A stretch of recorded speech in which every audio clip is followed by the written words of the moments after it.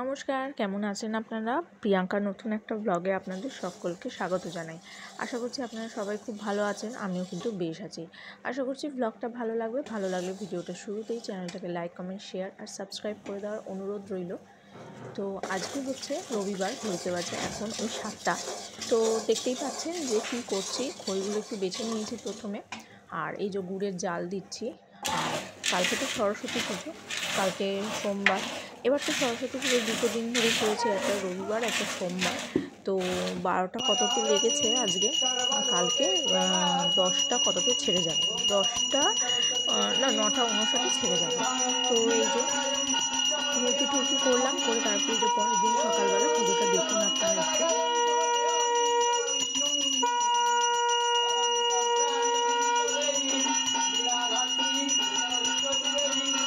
পরের দিন সকালবেলা মানে সোমবার, যেহেতু অত তাড়াতাড়ি ছেড়ে যাবে শুক্ল পঞ্চমীটা, সেই জন্য আর কি আগের দিন মুরগিটা করে নেওয়া। আর হাত দিয়ে পরে মাখিয়ে নিলাম, কারণ ওটা পাটালি দুধ ছিল। পাটালি দুধটা একটু মানে জলটা টেনে নিলেই টাইট হয়ে যায়, তাই আর কি বড়ে ঠান্ডা করে হাত দিয়ে মাখিয়ে নিয়েছি। তো বাড়ির পুজোটা করে এখানে খাওয়া দাওয়া আজকে করবো না, চলুন প্রিয়াংশের স্কুলে। এই যে দেখতে দেখতে আমরা চলে এসেছি। চলে এসে এই যে স্কুলের ঠাকুরটা এরকম করে সাজিয়েছে, খুব সুন্দর লাগছে।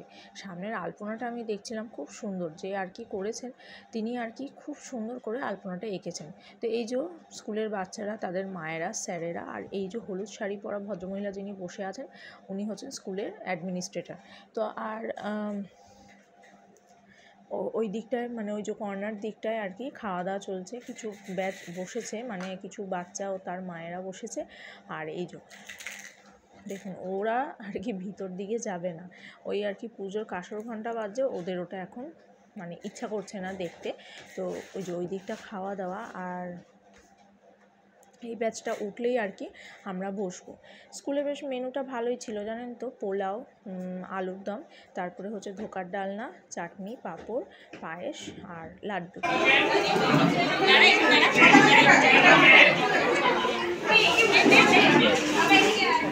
ভিডিও তোলার কিন্তু কে কার কথা শোনো। তো ভিডিওটা পরের দিন কন্টিনিউ করছে। এই যে দেখুন, ডেয়ার টেবিলের কাজ সকালবেলা ঘুম থেকে উঠে কোথায় উঠে পড়েছে।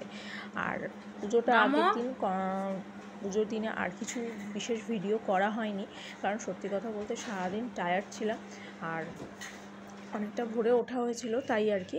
আর এই যে চলুন এখন একটু বাল্যভোগটা দিয়ে নেব। তো অলরেডি ধূপ দ্বীপ দেওয়া হয়ে গেছে, আর ঠাকুরকে বাল্যভোগটা দেওয়া হয়ে গেছে। ঠাকুরের চাদরটা কিন্তু বেশ ভালো লাগছে, তাই না? গোপালকে বেশ মানে এখনও হচ্ছে এরকম ঠান্ডা, না শীত না ঠান্ডা, এবং মাঝখানে তো দুদিন বেশ গরমও পড়েছে, সেই জন্য আর কি হালকা একটু চাদরগুলো গায়ে দিয়ে রেখেছি। রাধাকৃষ্ণরও গায়ে দেওয়া আছে, কিন্তু বোঝা যাচ্ছে না, পিছন দিক করে দেওয়া আছে, দুজনের একটাই স্থল। আর এই দিনটাতে আমাদের সরস্বতী ঠাকুরটা ভাসান দেওয়ার আগে এই যে কলা পাতার মধ্যে, ওই যে দোয়াতের মধ্যে যে কাঁচা দুধটা দেওয়া হয়েছিল, সেটা তো জমে দইয়ের মতন হয়ে গেছে, কারণ দুধটা টকে গেছে। ওটাই আর কি খাপ কাটি দিয়ে লিখতে হয় সরস্বতীর নাম, মানে সামনে এই কলা পাতার টুকরোটাতে। প্রিয়াংশকে তাই লিখে দিয়েছে ওম সরস্বতী নম। তো তারপরে এটা সরস্বতীর পায়ে অর্পণ করে আর কি ইয়ে করা হয়, ঠাকুরটা বিসর্জন দেওয়া হয়। তো চলুন, ও লিখছে, আপনারা দেখুন। নম, বলো নম সর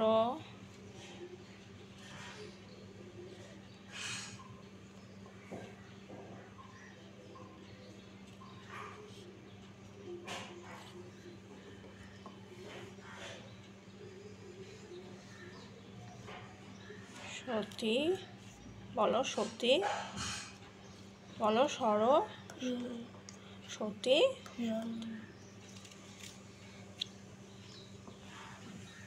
ধরো খাপটা, নম, বা হাত দিয়ে চাপো।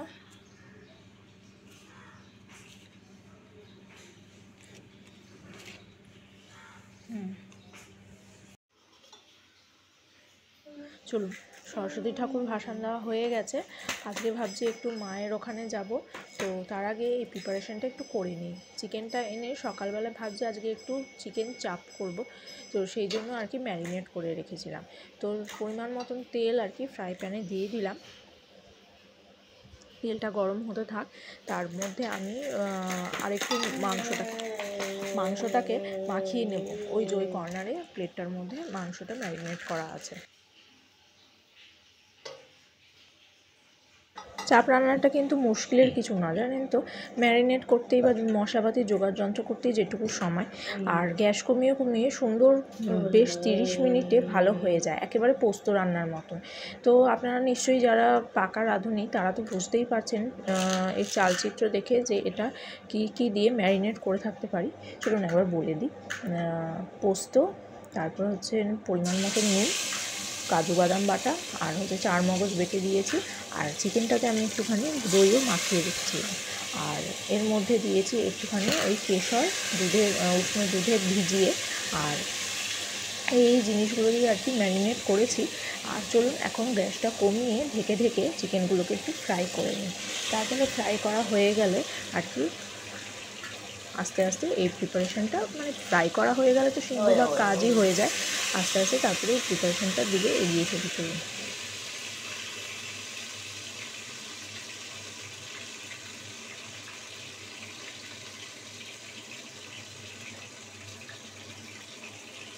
যেটুকু মাংস রয়েছে সেটাকে আরও ভালো করে গ্রেভির মধ্যে মাখিয়ে নিয়ে দিচ্ছি আর কি।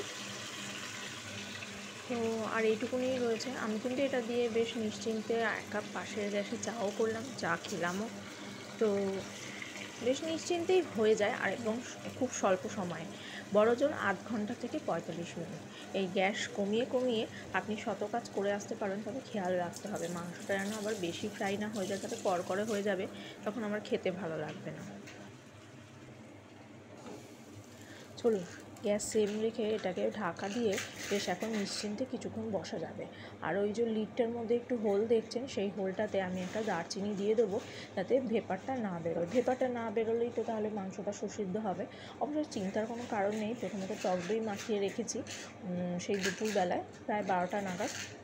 সেই টক দইতেও যেমন মাংসটা সুসিদ্ধ হয়ে যাবে, আর তারপরে হচ্ছে একটুখানি যে গ্যাসটা সেম করে ওটার ভাপ দেওয়া আছে সেই ঘামটাও আর কি গলে সুন্দর সুসিদ্ধ হয়ে যাবে, আর একটু যেরকম আছে ফ্রাইও হয়ে যাবে। এই যে দেখুন পিঠ উল্টেছি, আর ওই যে বিরিয়ানির মশলাটা দেখালাম ওটাও একটুখানি এর মধ্যে দিয়ে দিয়েছি, গন্ধটা যাতে সুন্দর বেরোয়। তো চলুন ওই মাংসগুলো সাইড করে এখন এক পিঠ উল্টে এখন নতুন করে এই বেঁচে থাকা মাংসের টুকরোগুলো দিয়ে দিই। ভাবছি এই একটু চাপ একটু বাবা মার জন্য পাঠাবো, জানেন। তো চলুন এখন বাকিটা শেষ করে নিই।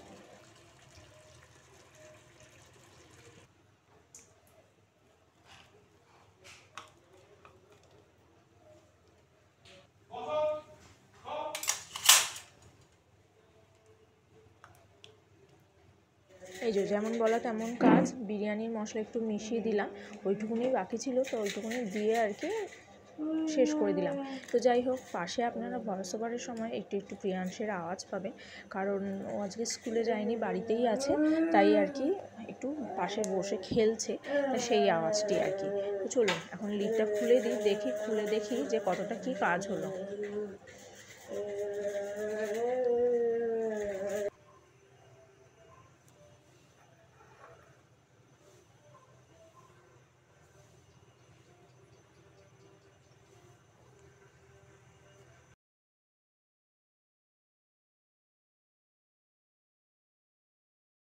চলুন এটা হতে থাক, আর দেখে আসি প্রিয়াংশ কী করছে। ওই দেখুন বডিটাকে টিভিতে চালিয়ে কুচকুচোতায়ের গান দেখছে, বডিটাকে হাফ চেয়ার হাফ খাটের থেকে ঝুলিয়ে কোমরটা ঝুলিয়ে রেখে কীরকম করছে।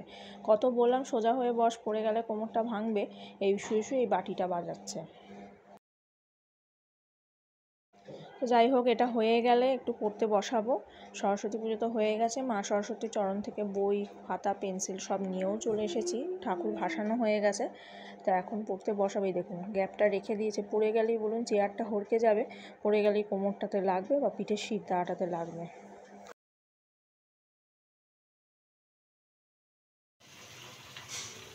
আর এই দেখুন সুন্দর ভাজা হয়ে গেছে, ফ্রাইটাও হয়ে গেছে, আর বেশ এরকম ফ্রাই হয়ে গেছে, বেশ একটু লালচে লালচে ধরনের হয়েছে।